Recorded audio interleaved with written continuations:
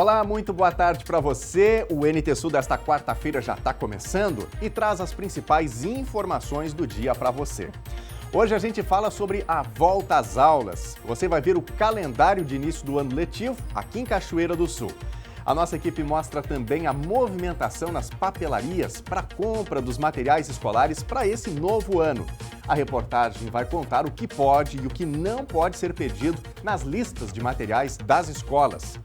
Hoje é dia do quadro Educacão e a Francine Hernandes vai falar sobre o não para os cachorros. Você vai entender por que essa palavra não é a ideal para ensinar para o pet o que você não quer que ele faça. Eduardo Leite em Brasília para tentar a compensação de perdas de arrecadação do ICMS. Ele se reuniu com o ministro da Fazenda, Fernando Haddad. E na entrevista do dia, o assunto é a automedicação. Você sabia que um dos riscos de tomar um remédio por conta própria é a chance de mascarar um problema que precisa de tratamento? A Thelma Tomás conversou com um especialista sobre isso. E como sempre, o NT Sul abre espaço para sua informação, para sua opinião. Então, corre aí, mande a sua mensagem para o nosso WhatsApp. O número é o 51 99769 7129. Pode enviar o seu texto, pode mandar uma foto ou um vídeo que a gente põe no ar. Para quem está acompanhando ao vivo pela internet, basta comentar aí na live. Participe e fique de olho na telinha. O NT Sul já está no ar.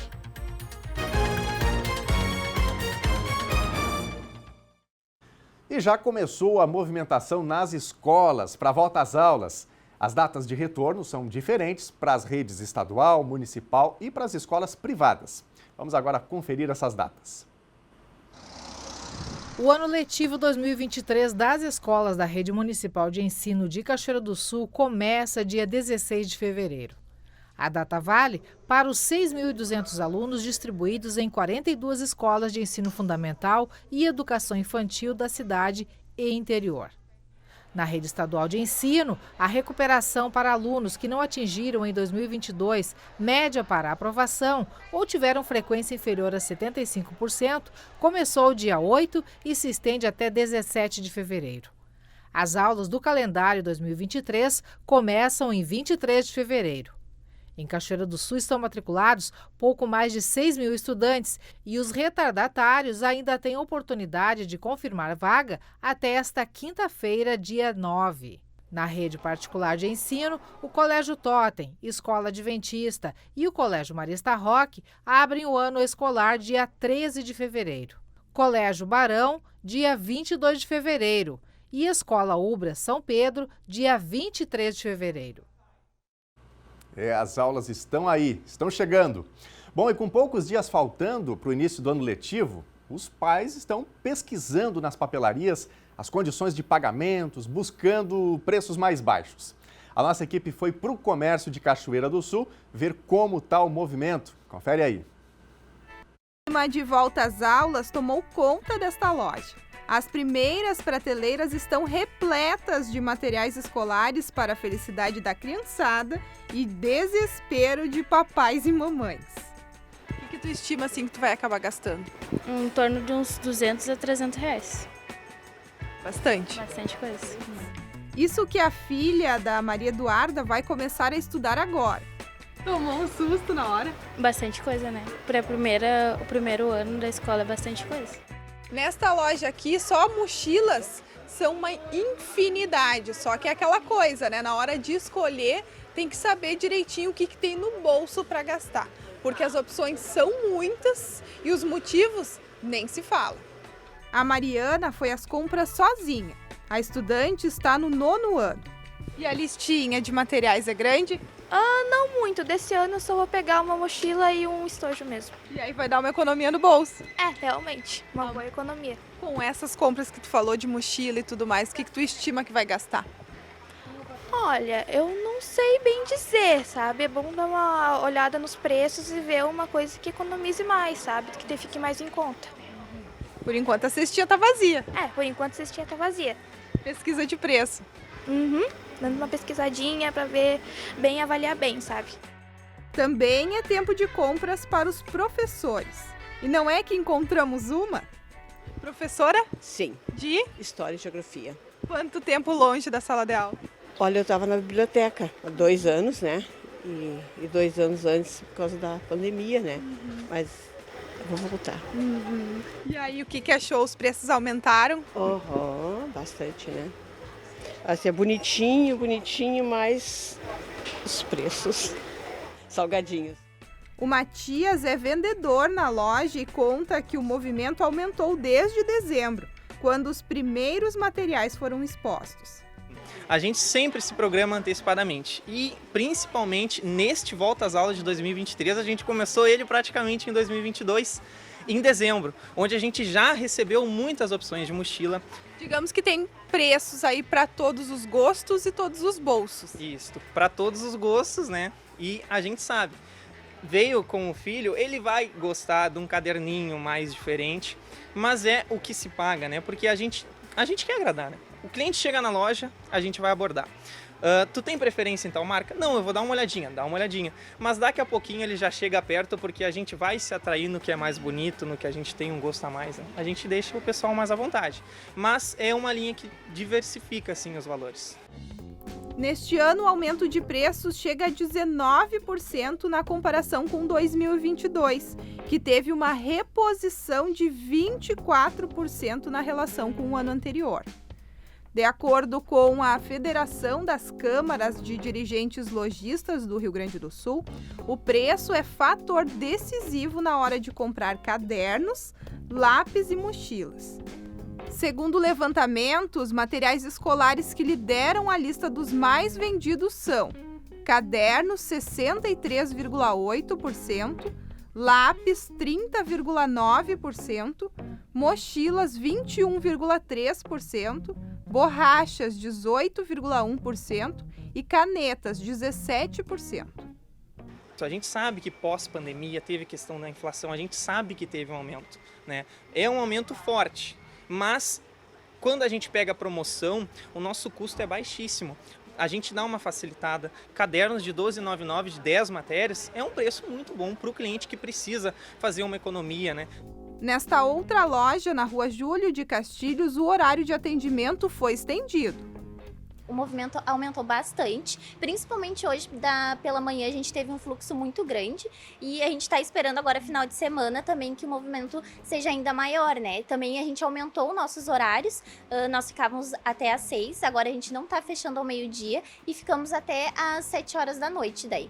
Também é para ajudar quem trabalha, né? Às vezes não pode estar na correria, a gente deixou o nosso horário um pouquinho mais longo daí. Entendido, para não perder o cliente também. Exatamente, Para não cair no golpe da listinha e acabar gastando bem mais que deve, antes de ir às compras, vale consultar esta relação de materiais que não podem ser cobrados, divulgada pela Ordem dos Advogados do Brasil.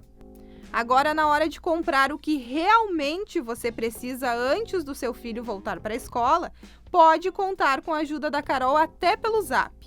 Muitos colégios mandam a lista para os pais, eles nos encaminham e a gente deixa tudo separadinho e daí o cliente só vem aqui e faz o pagamento, porque é uma coisa mais prática para eles, né? Nessa hora, os pais como é que estão? Estão pedindo para ir leve, economizar, optar pelos aqueles materiais mais baratos? Não.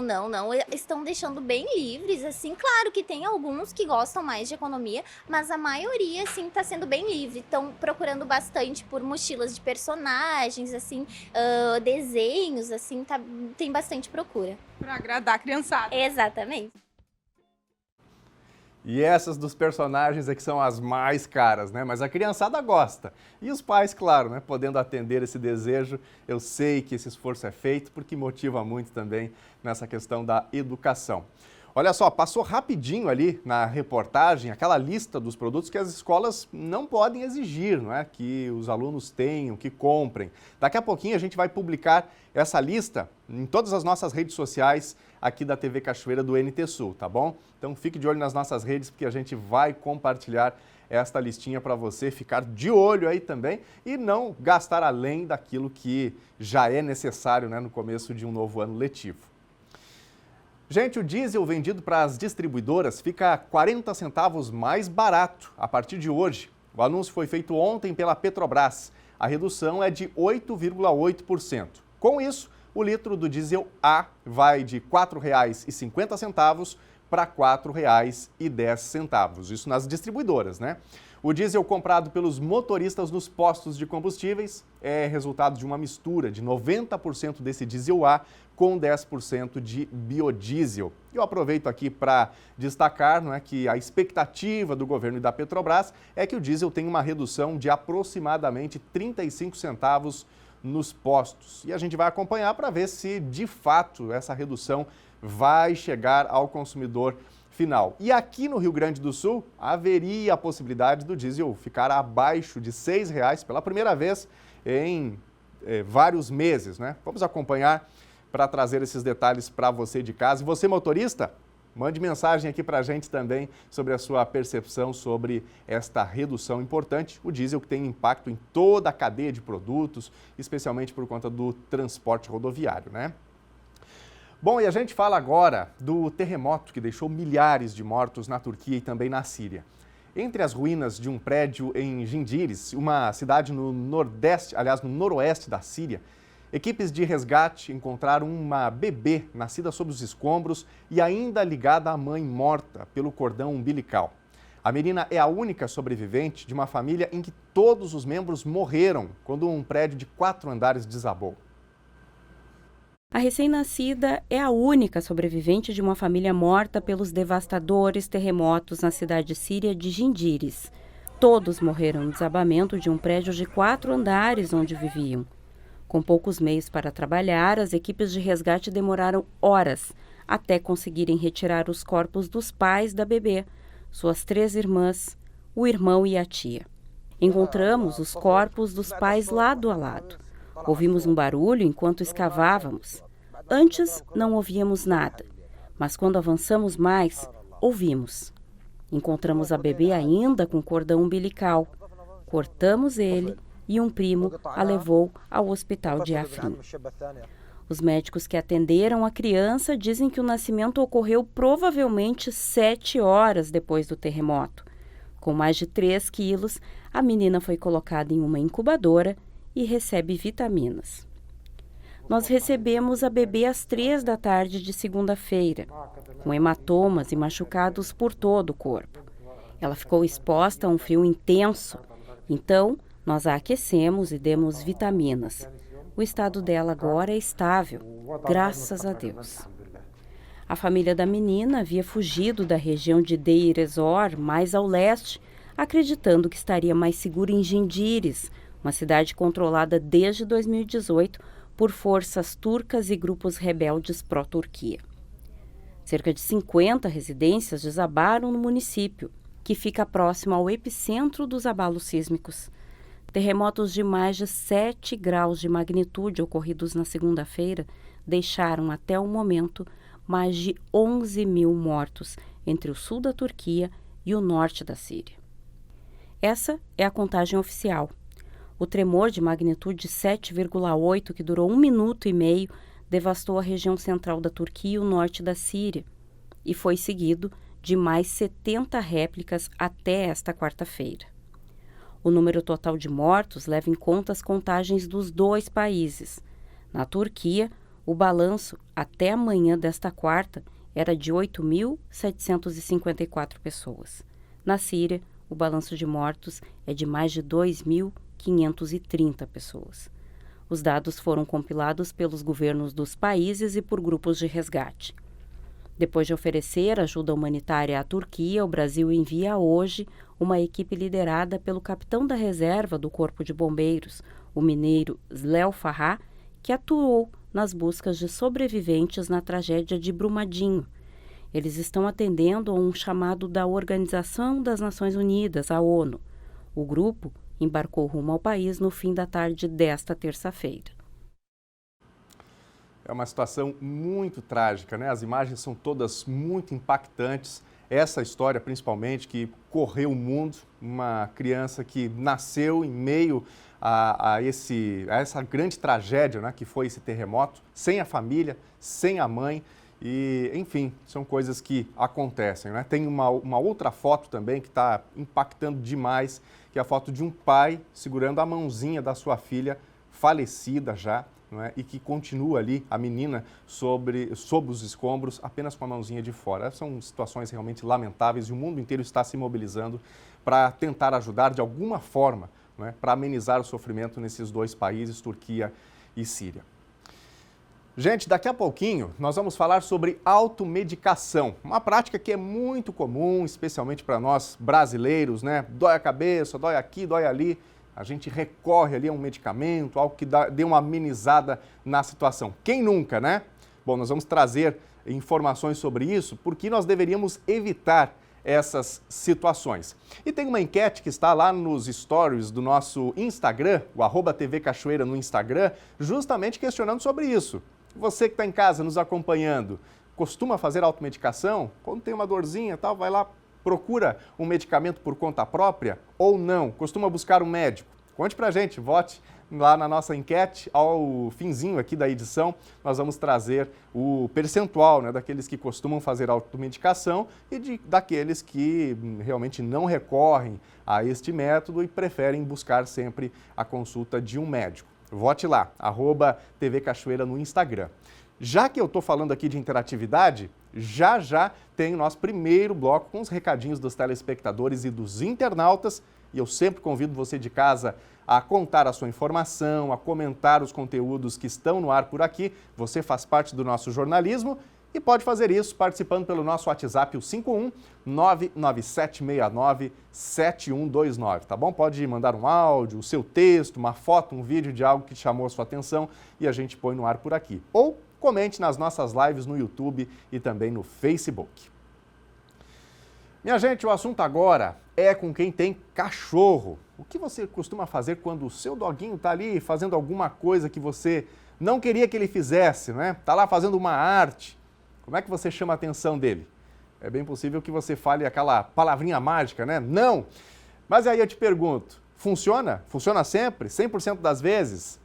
Bom, no quadro Educacão de hoje, a Francine Hernandes vai explicar por que o não é a melhor opção para ensinar para o cachorro o que você não quer que ele faça.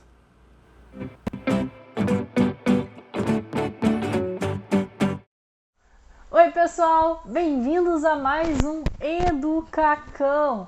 O Educacão de hoje veio provocar um pouquinho vocês. Eu vou dizer uma frase e eu quero que vocês reflitam sobre. O não ensina bons comportamentos ao seu cão. Como assim, Fran? Como é que eu vou ensinar o meu cachorro sem dizer não? A palavra negativa é muito importante para o seu cachorro entender os comportamentos que ele não deve ter. Mas os comportamentos que ele deve ter precisam ser ensinados. Faz sentido isso? Deixa eu dar um exemplo prático. Você vai viajar para um lugar que você não conhece e seu aplicativo de GPS dá problema. Ele simplesmente para de te mostrar o caminho correto e toda vez que você erra o caminho, ele diz: você errou, você errou, você errou, mas ele não te mostra para onde ir. Quais são as chances de você chegar ao local que você deseja? Pequenas, né, gente? Porque você vai cansar de tanto não e vai simplesmente seguir as placas. Ou seja, no mundo dos cães, o seguir as placas seria seguir o seu instinto. Porém, o instinto do cachorro nem sempre traz aqueles comportamentos que a gente deseja. Faz sentido isso? Vou dar outro exemplo na prática. Seu cachorro filhote está mordendo a sua mão. Você vai lá e dizer um não, ele vai parar de morder a sua mão, porque o não quer dizer pare o que você está fazendo, mas você não fala para ele o que ele precisa fazer. Logo, ele vai voltar a morder a sua mão. Você deu um não, ele parou, ele vai voltar a morder a sua mão até você dar um não de novo. O que seria o correto?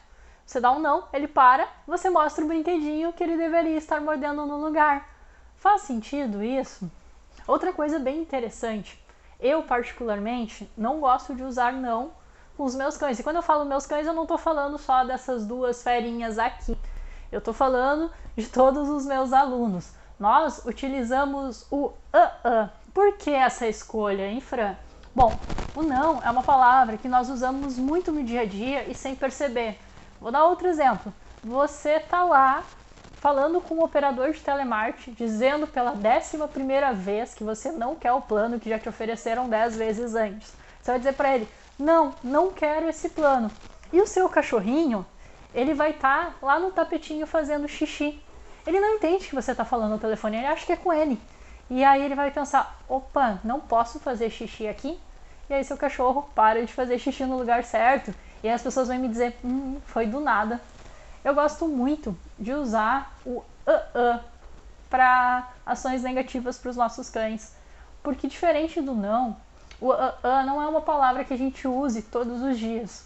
E nele, sempre a gente mantém o mesmo tom. Os cachorros, eles entendem muito tom de voz e não tanta palavra.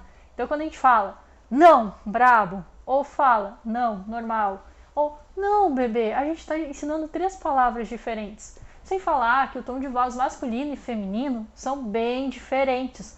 Logo, o seu cachorro teria que aprender 6 palavras para a mesma ação. Pare o que está fazendo.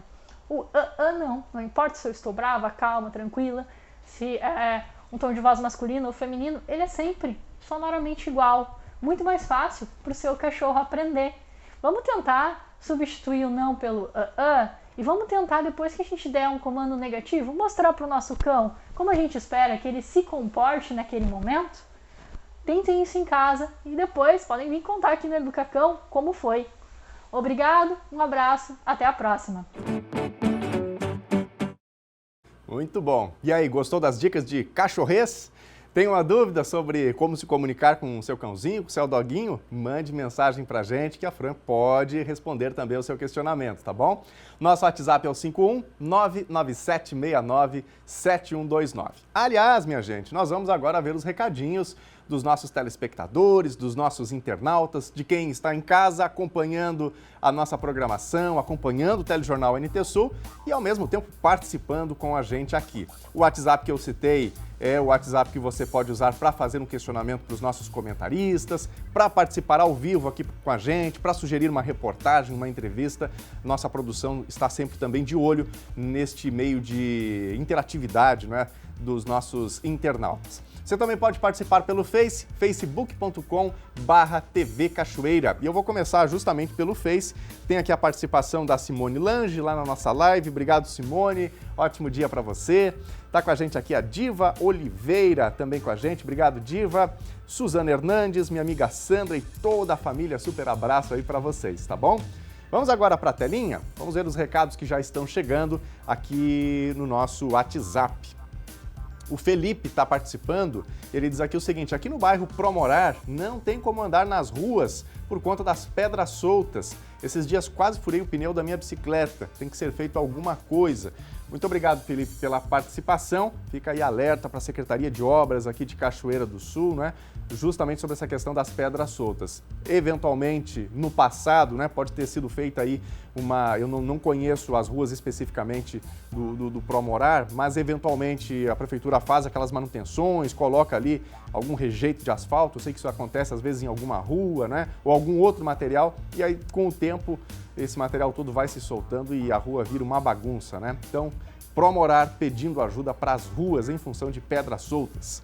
Quem mais? Carmen C. Pedroso, esta é a situação do passeio público da Santos Dumont, a uma quadra da Avenida Júlio de Castilhos, para caminhar e acessar a lixeira somente pela rua, pois a calçada não oferece condições, diz aqui a Carmen C. Pedroso. Dá para a gente ver aí, né? O Matos tomou conta.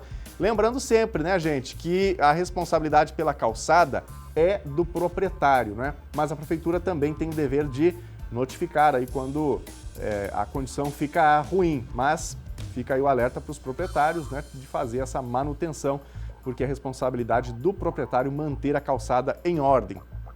A Grace está participando com a gente. Em nossa casa, sempre preferimos procurar um médico, porém, anda extremamente difícil conseguir consulta. Verdade. Obrigado, Grace, pela participação. Para você que não entendeu a participação aqui da nossa telespectadora, um pouquinho mais cedo aqui nesta edição, eu questionei sobre isso, porque nós vamos falar ainda hoje sobre automedicação. Às vezes a gente tem uma dor aquela dorzinha de cabeça, né, que está incomodando, e nós vamos lá e recorremos àquele medicamento que é vendido sem receita e tomamos o remedinho ali para acabar com a dor de cabeça, né? Então o médico vai trazer dicas importantes sobre isso. E a Grace está falando justamente que, por vezes, é complicado procurar o médico, né, buscar a orientação médica, porque para quem especialmente depende do SUS, e essa semana a gente falou sobre isso, vai no posto de saúde, não consegue o atendimento, ou no caso, se precisa recorrer a uma UPA, né, aí vai ter que aguardar um bom tempo nos casos que são mais leves. Bom, e você costuma se automedicar? Tem uma enquete aberta lá nos stories do nosso Instagram, o @TV Cachoeira, dá uma passadinha por lá e vote também sobre isso. Conte pra gente se você costuma fazer automedicação ou se não, prefere realmente procurar o médico ou até aguentar a dor por um tempo maior. Dê a sua contribuição por lá, tá bom? @TV Cachoeira no nosso Instagram. E a gente, agora é hora de ir para um rápido intervalo e na volta você vai ver Eduardo Leite em Brasília para tentar a compensação de perdas de arrecadação do ICMS. Ele se reuniu com o ministro da Fazenda, Fernando Haddad. Na entrevista do dia, o assunto é a automedicação. Você sabia que um dos riscos de tomar um remédio por conta própria é a chance de mascarar um problema que precisa de tratamento? A Thelma Tomás conversou com um especialista sobre isso. E tem também a previsão do tempo e a gente volta já já.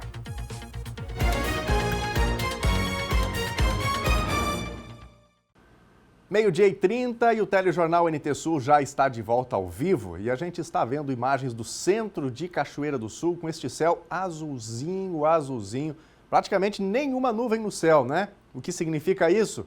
Bom, muito calor, minha gente, o tempo está seco, a umidade relativa do ar bastante baixa e, portanto, estamos vivendo aí um período de temperaturas bastante extremas, especialmente nesta quarta-feira. Os próximos dias vão se manter assim também, portanto, o amanhecer até com a temperatura relativamente mais baixa, mas ao longo do dia as temperaturas aumentando bastante. Mas e a chuva? Vem ou não vem? Olha, o cenário está mudando e as chances vão diminuindo. Confira agora os detalhes na previsão do tempo. Nesta quarta-feira, em Cachoeira do Sul, amanheceu com sol e pouquíssimas nuvens. Até ontem tinha previsão de pancadas isoladas de chuva para hoje, mas esse cenário mudou e as centrais meteorológicas trazem apenas previsão de tempo firme, mínima 20 graus e máxima 36. A quinta-feira tem até agora previsão de pancadas isoladas, com expectativa de 10 milímetros de precipitações. Temperatura mínima 22 graus e máxima 35. Na sexta-feira deve ter sol entre nuvens, sem chuva. Temperatura mínima 21 graus e máxima 35. Veja agora a previsão do tempo para todo o Rio Grande do Sul nesta quarta-feira. A temperatura vai superar os 40 graus no Rio Grande do Sul nesta quarta. A massa de ar quente ganha força sobre o território gaúcho e a temperatura se eleva em todas as áreas do estado. A tarde vai ser muito quente, com máximas acima dos 35 graus em diversas cidades e perto ou acima dessa marca, acima até de 40 graus em algumas regiões. A parte mais quente do estado nesta quarta vai ser outra vez a metade oeste. Embora com máximas menores, o centro do estado, a campanha, os vales e a grande Porto Alegre devem ter marcas muito altas à tarde. Não apenas esta quarta vai ter calor extremo. Os próximos dias reservam outras tardes de máximas tórridas no Rio Grande do Sul e o fim de semana em especial pode ter temperaturas máximas extremamente elevadas. Vamos ver agora as temperaturas máximas previstas para hoje. Na capital gaúcha, Porto Alegre, máxima de 35 graus.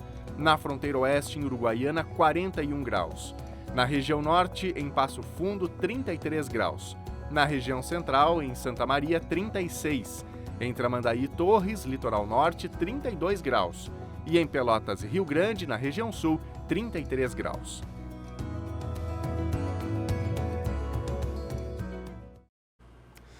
O governador do Rio Grande do Sul, Eduardo Leite, nomeou José Stedley para o comando da Fundação de Atendimento Socioeducativo, a FASE. Stedley é ex-deputado federal e ex-secretário de Obras do Estado. Ele é natural de Nova Prata e foi ainda prefeito de Cachoeirinha. Stedley é o 11º presidente da FASE, instituição estadual que atua junto a jovens infratores e que foi criada depois da extinção da FEBEM em 2002. A nomeação de José Stedley atende a um acordo firmado antes da eleição de Leite na busca de apoios. E vem aí mais uma proposta polêmica. O senador Stevenson Valentim, do Podemos, do Rio Grande do Norte, apresentou um projeto de lei sugerindo a redução da pena de presidiários que realizarem a doação de órgãos duplos, ou seja, um dos rins, parte do fígado, do pulmão ou da medula óssea. Na legislação atual, o condenado tem a possibilidade de ter a pena reduzida por trabalho ou estudo. No texto do projeto, a remissão da pena por doação de órgão duplo só é concedida para aqueles que tiverem cumprido 20% da pena e não pode ser aplicada em casos de crime hediondo. Conforme o senador, o condenado que doar faz jus a uma redução de 50% da pena total imposta, devendo cumprir o restante da pena em regime aberto, com as condições a serem definidas pelo juízo da execução. A proposta segue para as comissões no Senado Federal. E a missão de Eduardo Leite, governador do Rio Grande do Sul, a Brasília, trouxe como retorno boas intenções do governo federal no socorro aos municípios que sofrem com a perda de arrecadação de ICMS. Nada de concreto, mas várias possibilidades. O encontro de Eduardo Leite, governador do estado do Rio Grande do Sul, com o ministro da Fazenda, Fernando Haddad, teve uma sinalização positiva para o caminho que garanta a compensação das perdas de arrecadação com ICMS, limitadas por legislação federal sancionada no ano passado.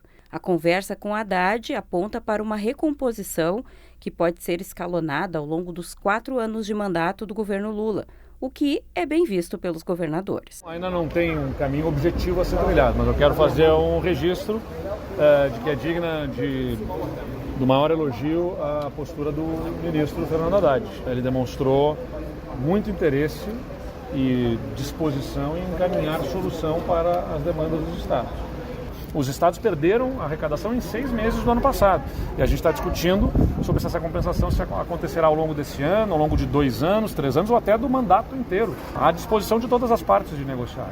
E isso me faz sair muito confiante que acharemos um caminho. Os estados demonstram disposição desse escalonamento. Não sei se é possível atingir os 4 anos, possivelmente tenha que ser um período menor, mas a gente sabe também que uma coisa é para a União discutir a compensação à vista, outra é discutir em 6 meses, outra em 2 anos. A União tem os seus próprios desafios fiscais, nós também somos conscientes disso. Além da compensação pela perda de arrecadação, outras 3 pautas foram discutidas no encontro. A questão da incidência de ICMS sobre transmissão e distribuição de energia, a não essencialidade da gasolina, que permite a cobrança de alíquotas diferenciadas de ICMS, e a discussão sobre a lei que regulamentou o diferencial de alíquota, o DIFAL, que, pela sanção tardia no ano passado, pode significar que os governos tenham de devolver a arrecadação. E o município de Santo Antônio da Patrulha é conhecido como Terra da Rapadura. A equipe do Rio Grande Rural foi até lá para ver o trabalho de uma agroindústria de melado, da lavoura de cana-de-açúcar até chegar no produto final. A gente confere agora a reportagem.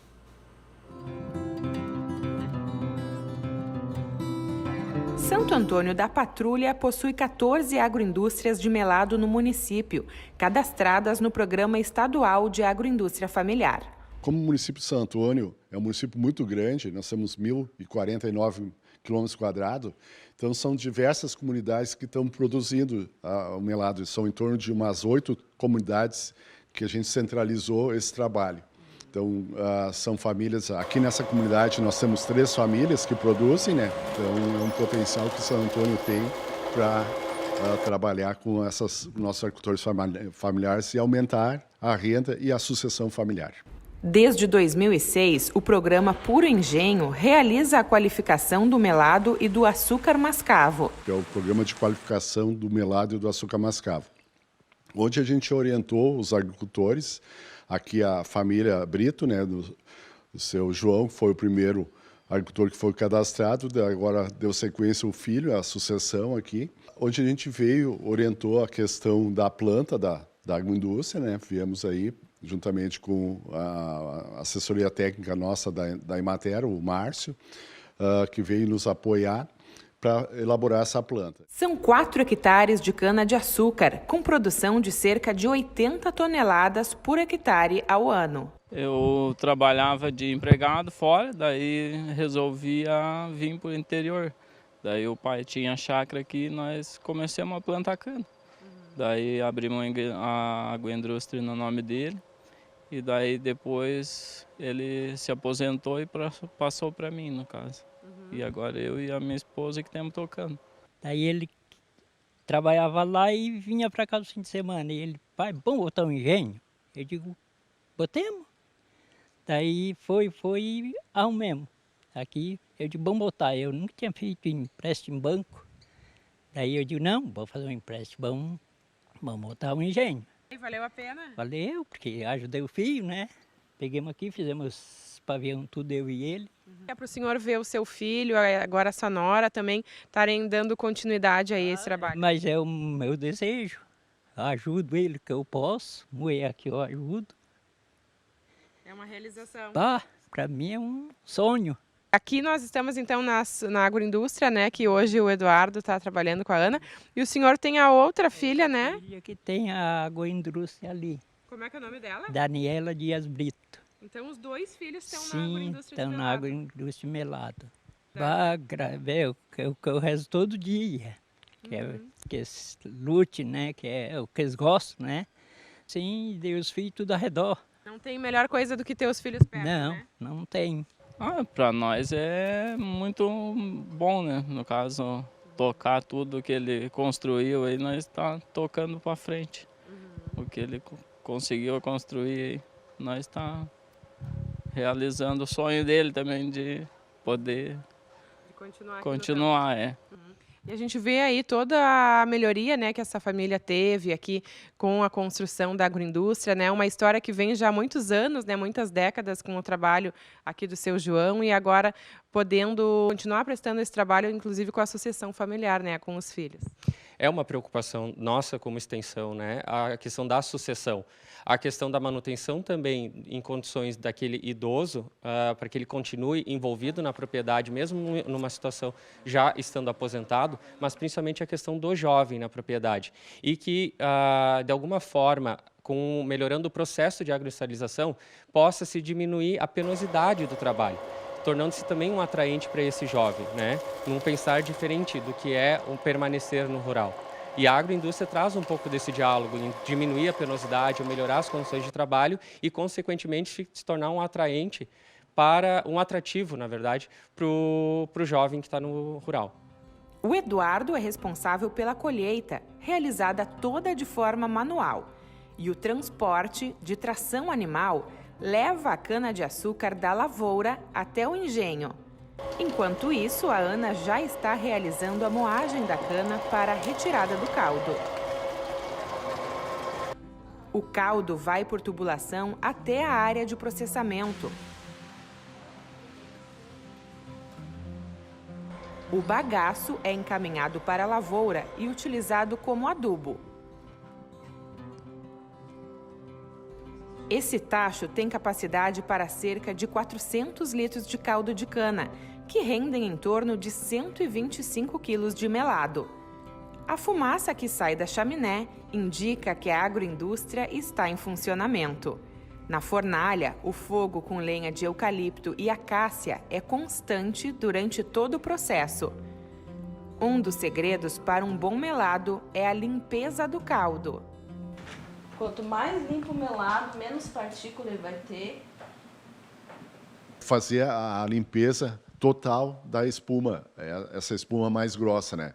E dando sequência, assim, em vários momentos tem que retirar o excedente, que ela começa a ir para os cantos ali do tacho, né? Então é fundamental para uma qualidade do melado esse segredo da retirada dessa espuma. A espuma retirada é utilizada para a alimentação animal. Depois de cerca de 5 horas de fervimento, está pronto o melado. Agora já só retirar, fazer a limpeza do forno e colocar a próxima. Ele sai líquido por causa da alta temperatura. No momento que ele esfria, ele engrossa, né? Ele fica no ponto de melado. Esse daqui é para rapadura, né? Para o açúcar tem que estar mais alto a temperatura. 125, 126, mais ou menos. Agora a gente está tirando para melado 106. A Ana trabalhava na cidade em uma fábrica de calçados e há 10 anos veio morar e trabalhar no campo. E é um trabalho bem pesado, né, que exige muita força, resistência, né? A gente vê todo o teu empenho aí durante todo esse processo, né? É a mulher no campo, né? Então...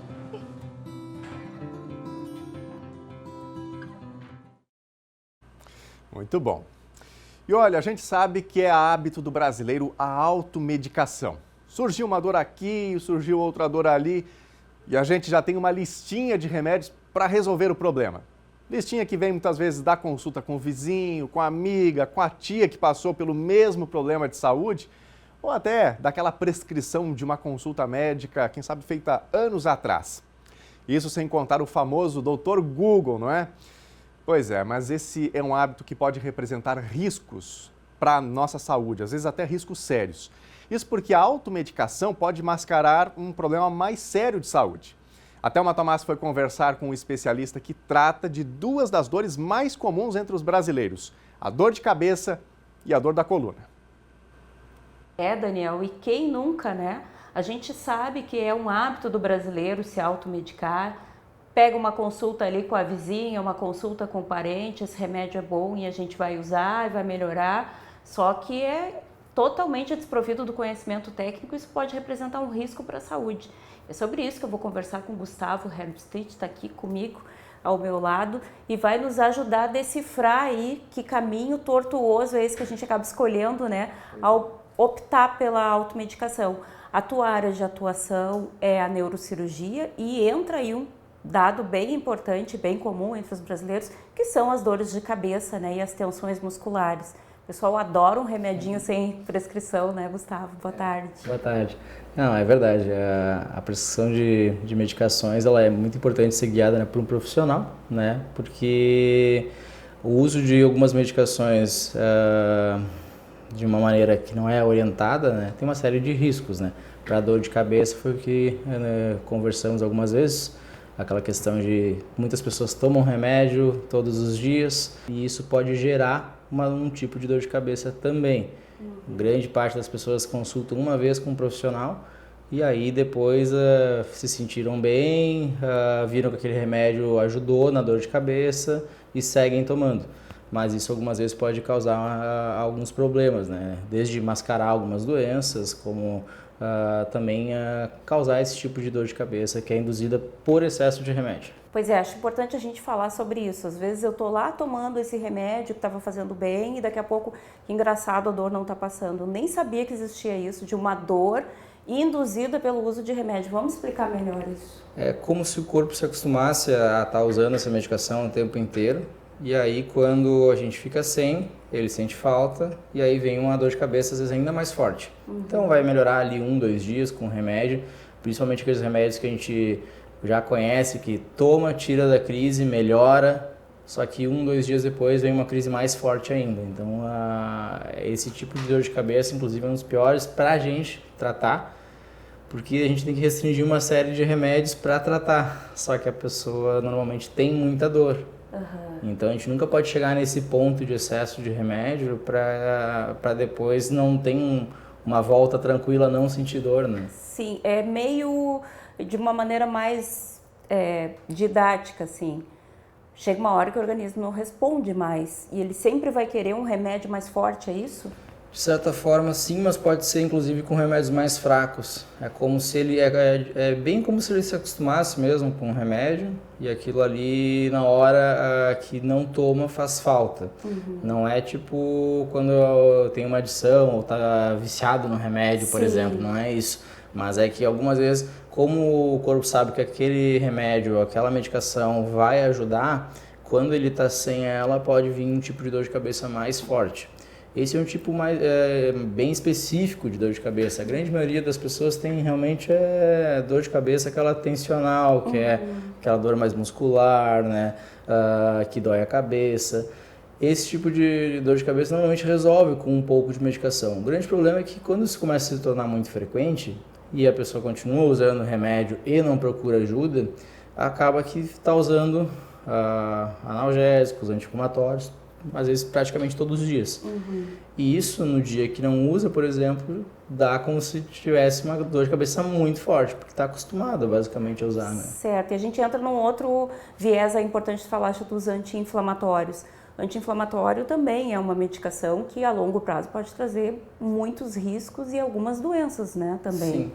O anti-inflamatório em excesso, a gente sabe que além de todos os problemas de mascarar doenças, questões de, nesse caso, das dores de cabeça, a gente tem um grande problema que é a parte da úlcera gástrica, né? Pode dar azia importante e às vezes perfurar até o estômago pelo excesso de medicação.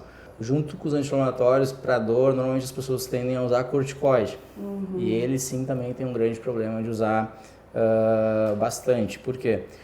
Se a gente toma corticoide pela boca ou por injeção, ele acaba sendo absorvido no corpo inteiro. E aí vai agir em todos os órgãos, no caso, né? Coração, pulmão, fígado, rim, tudo. E aí vai causar uma série de problemas, né? O uso contínuo. Se a gente usa contínuo corticoide, pode ter aumento de risco de infecção, predispõe a osteoporose, ganho de peso, uma série de problemas na saúde pelo uso contínuo do corticoide. Na minha prática é muito comum, né, as pessoas terem dor na coluna. Vai na farmácia e compra a injeção que vai melhorar. É claro que a injeção ela vai ajudar no primeiro momento, porque ela tira realmente a crise da dor.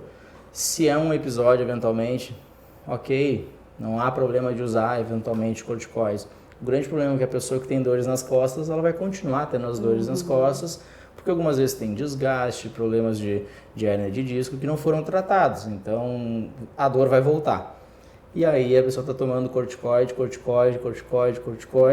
e isso acaba, né, tendo os efeitos ruins dele, no caso. O que tu orienta? A pessoa tem esse hábito já, né? Além, é óbvio, né? Isso aí fica evidente que o bom é uma consulta médica. Sim. Mas a gente vê também na prática, ao chegar na farmácia, é muito fácil chegar, olha, tô com uma dor aqui, tô sentindo... Não, eu tenho este remédio, eu tenho aquele. Muitas vezes as pessoas sequer sabem a composição, como é o caso aí dos corticoides, né? Tá incluído ali naquele pacote.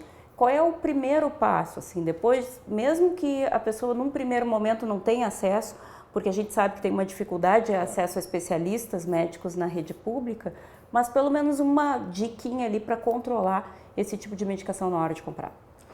Não, assim, quando começa a ficar muito frequente, por exemplo, qualquer queixa de dor não é normal, né? Se é uma coisa que acontece todo dia, é um sinal de que o teu corpo está dizendo que tem alguma coisa que está errada. Então tem que procurar ajuda. A ajuda ela pode ser de uma série de formas, no caso. Aqui a gente tem as redes de atenção básica, o posto, o próprio médico do posto é o médico capacitado também que pode orientar esse tipo de situação.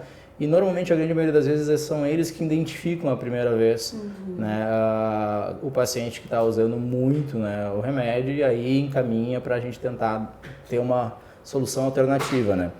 Mas a principal orientação lógico, se chega na farmácia e pede um remédio para dor, o profissional que está lá, ele vai dar o remédio para dor porque ele vai resolver o problema da pessoa naquele momento. Só que acaba sendo uma solução momentânea.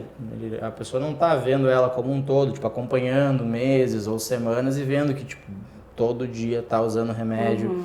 Então, a partir do momento que se torna algo muito frequente, o ideal seria realmente tentar consultar com algum profissional da saúde, para tentar encaixar isso da melhor maneira possível e fazer o tratamento adequado. Né?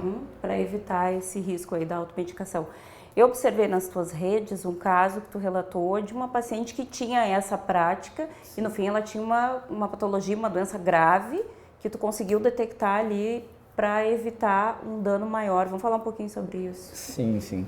Foi um caso de uma paciente que ela vinha já fazia mais de 10 a 15 anos com dor de cabeça e usava remédio todo dia. O que acontece? Existem alguns tipos de tumores que crescem na cabeça devagar, né, que são os meningiomas. Eles demoram às vezes 10, 15, 20 anos para crescer. O grande problema quando eles crescem é que está numa região muito nobre e importante, que é o cérebro. Então acaba que a compressão, né, onde está apertando o cérebro, pode causar sintomas. Como ele demora para crescer, demora para causar sintomas. Às vezes o principal sintoma é a dor de cabeça.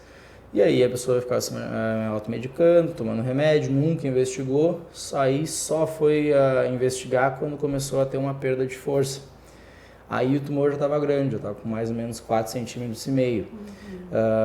É uma cirurgia completamente diferente de se a gente diagnostica um tumor com 1,5, 2 centímetros. Então, tirar esse tumor é muito mais fácil.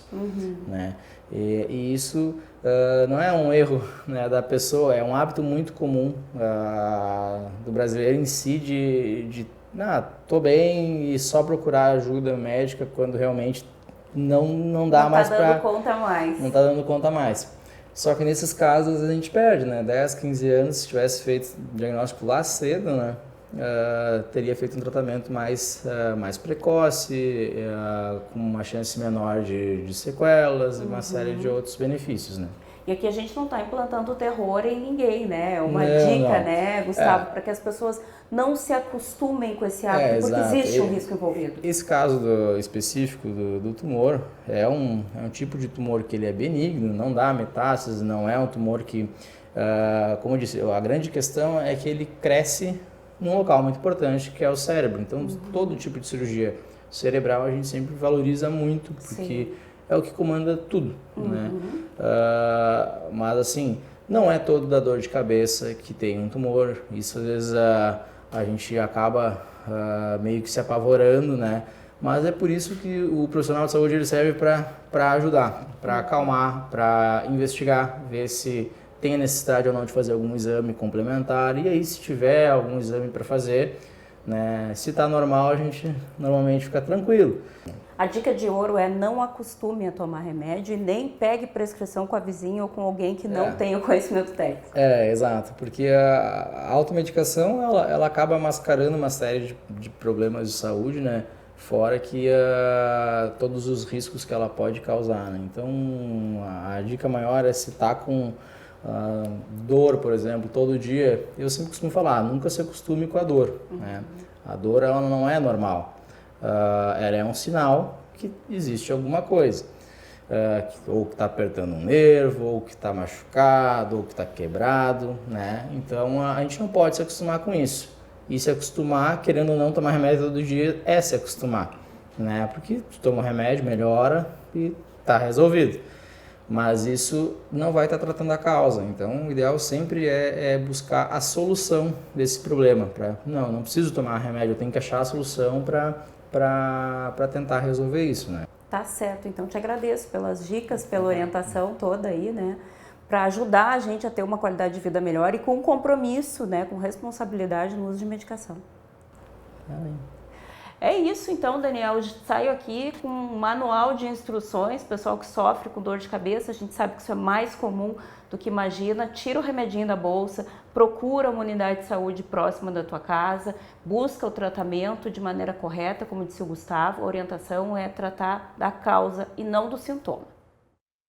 É isso aí, obrigado Thelma pelas informações. E lá na nossa enquete do Instagram, a Thelma mesmo perguntou lá nos nossos stories, né, no Instagram, sobre automedicação. E 90% das pessoas responderam que sim, eventualmente fazem uso de uma medicação, né, sem orientação médica. Muito obrigado a você que respondeu lá na nossa enquete. Aqui no Facebook, a minha amiga Elizabeth Ribeiro Bittencourt está participando e ela disse que quando ela tem alguma dor, por vezes ela também faz uso da automedicação, né? Procura um remedinho para resolver. Grande abraço, Elizabeth. Obrigado pela participação aqui com a gente.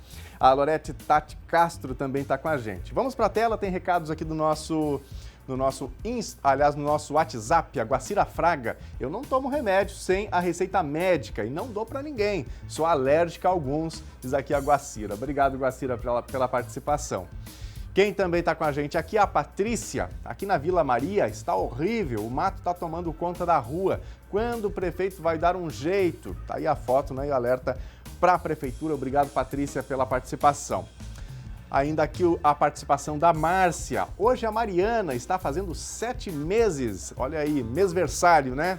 Parabéns, que Deus proteja ela sempre. Um abraço da tia Márcia e da avó Valderez. Olha aí, coisa linda, a pequena Mariana fazendo 7 mesinhos hoje. Obrigado a Márcia pela participação, por mandar a foto aqui pra gente. Bom, você que está em casa, pode continuar interagindo com a gente, que a nossa produção está de olho aí no nosso WhatsApp.